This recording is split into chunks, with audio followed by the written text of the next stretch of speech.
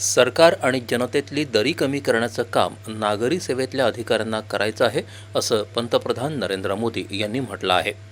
17व्या नागरी सेवा दिनानिमित्त दिल्लीत विज्ञान भवन इथं आयोजित कार्यक्रमात ते बोलत होते. केवळ नशिबाच्या जोरावर कष्ट न करता यश मिळत नसतं. बदलत्या काळाचा वेग लक्षात घेऊन तंत्रज्ञानाच्या आधारे विकासाच्या संधी निर्माण केल्या पाहिजेत, असं ते म्हणाले.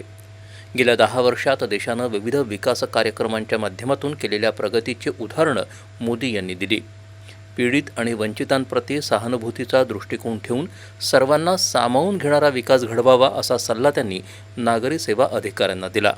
गेल्या 10 वर्षात आपण केवळ टप्प्याटप्प्यानं थोडे बदल केले नाहीत, तर ज्यांचे दृश्य परिणाम आज दिसतायत असे प्रभावी बदल प्रशासनात घडले आहेत.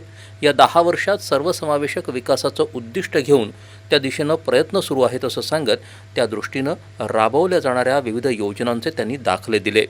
खरी प्रगती छोट्या मोठ्या बदलात नसते, तर व्यापक आणि अर्थपूर्ण परिवर्तनात आहे, असा सल्ला प्रशासकांना देत युवक, शेतकरी, महिला आणि वंचितांच्या आशा आकांक्षा पूर्ण करण्यासाठी अभूतपूर्व वेगानं काम करण्याची सूचना त्यांनी यावेळी केली. लोकांची स्वप्न, आकांक्षा पूर्ण करण्याची जबाबदारी सरकार आणि प्रशासनाची असल्याचं त्यांनी सांगितलं. अब सिविल सर्विस को कंटेम्पररी चैलेंजेस के हिसाब से खुद को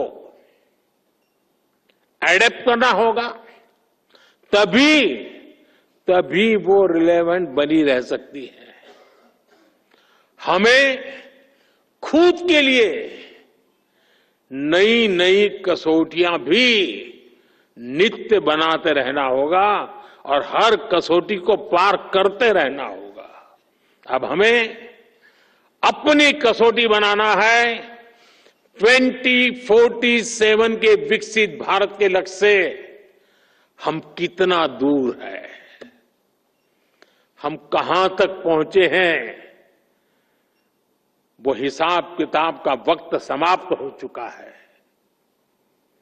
अब जहां है वहां से जहां जाना है वहां अभी कितनी दूरी बाकी है. उस दूरी को पाटने का मेरा रोड मैप क्या है, मेरी गति क्या है,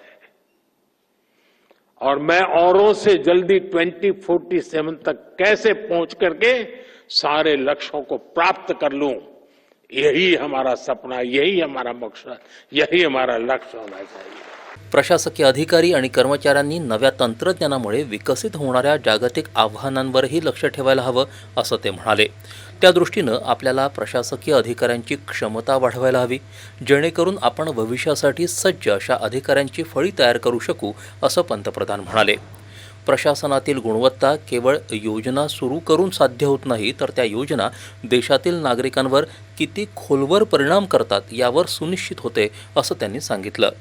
शास्त्रात सांगितल्याप्रमाणे ज्याप्रमाणे एका चाकावर रथ चालू शकत नाही, त्याचप्रमाणे मेहनतीशिवाय केवळ नशिबाच्या भरवशावर यश मिळत नाही, असं सांगत विकसित भारताचं उद्दिष्ट गाठण्यासाठी विकास रथाचं प्रत्येक चाक एकत्रितपणे कार्यरत राहायला हवं, असं ते म्हणाले.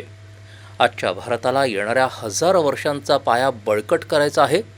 आज जी धोरणं ठरवली जातील, जे निर्णय ठरवले जातील, ते पुढच्या 1000 वर्षांचं भविष्य निश्चित करणार आहेत, असं पंतप्रधानांनी सांगितलं. यानी जैसे एक चक्र से रथ नहीं चल सकता है,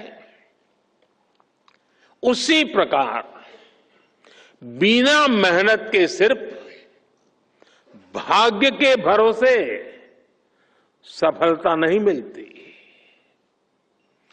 विकसित भारत के हमारे लक्ष्य की प्राप्ति के लिए भी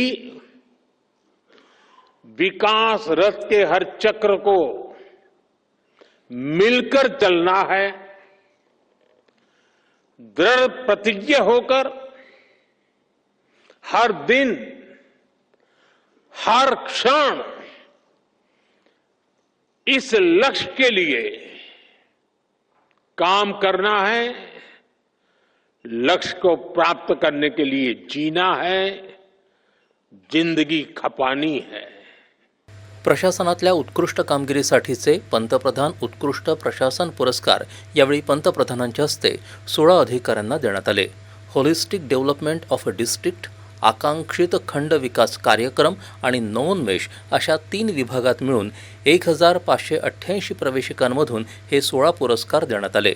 स्मृतिचिन्ह, मानपत्र आणि 20 लाख रुपयांचं रोख पारितोषिक असं पुरस्काराचं स्वरूप आहे.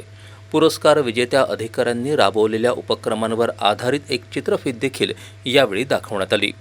विज्ञान आणि तंत्रज्ञान मंत्री जितेंद्र सिंग, पंतप्रधानांचे प्रधान सचिव शक्तिकांत दास आणि प्रशासकीय सेवेतले वरिष्ठ अधिकारी या कार्यक्रमाला उपस्थित होते. लेटेस्ट अपडेट्स और ताजा तरीन खबरों के लिए टीवी वन इंडिया लाइव को सब्सक्राइब कीजिए और नोटिफिकेशन पाने के लिए बेल आइकॉन को दबाना मत भूलिए.